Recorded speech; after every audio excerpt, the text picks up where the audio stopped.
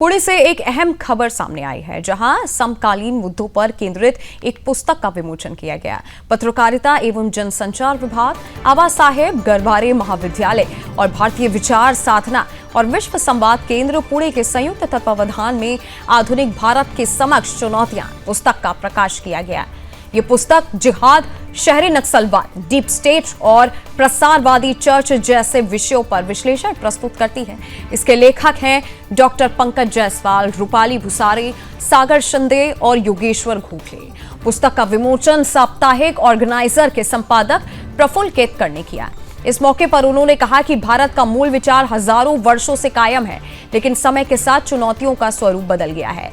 उनके अनुसार आज की चुनौतियां वैचारिक और संरचनात्मक दोनों हैं, जिनमें मतांतरण, सामाजिक विभाजन और नीतिगत हस्तक्षेप जैसे मुद्दे शामिल हैं, जो समाज में भ्रम की स्थिति पैदा कर सकते हैं। और जब ये भ्रम पैदा होता है तो बाहरी शक्तियों को समाज और देश के खिलाफ काम करने के लिए अपने आप की ताकत मिल जाती है। एक युद्ध सीमा पर लड़ा जाता है, लेकिन एक युद्ध समाज के अंदर चलता है। उस युद्ध को जीतने के लिए ये स्पष्ट होना जरूरी है कि हम कौन हैं और जो हमें शत्रु मानते हैं उनका विचार क्या है।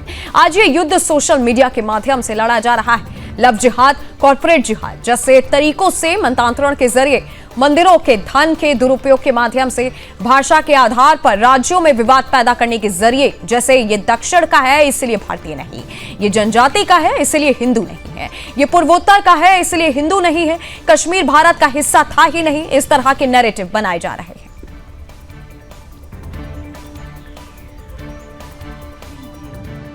भारत तो सदियों से है, हजारों वर्षों से है, हजारों वर्षों से आक्रमण भी हुआ, फिर भी भारत भारत बना रहा। कुछ नुकसान हो गया, कुछ मतांतरित हो गए, कुछ विभाजित हुआ, लेकिन भारत का मूल विचार बना रहा।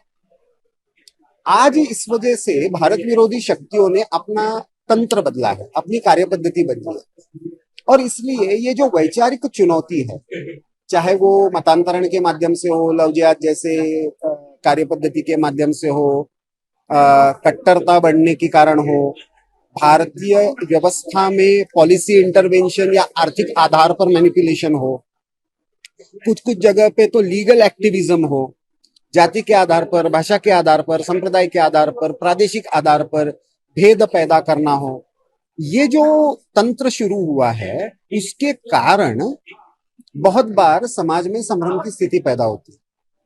और वो संभ्रम जब पैदा होता है तो बाहरी शक्तियों को इस समाज के विरोध में, अपने देश के विरोध में काम करने के लिए अपने आप ही एक शक्ति मिलती है।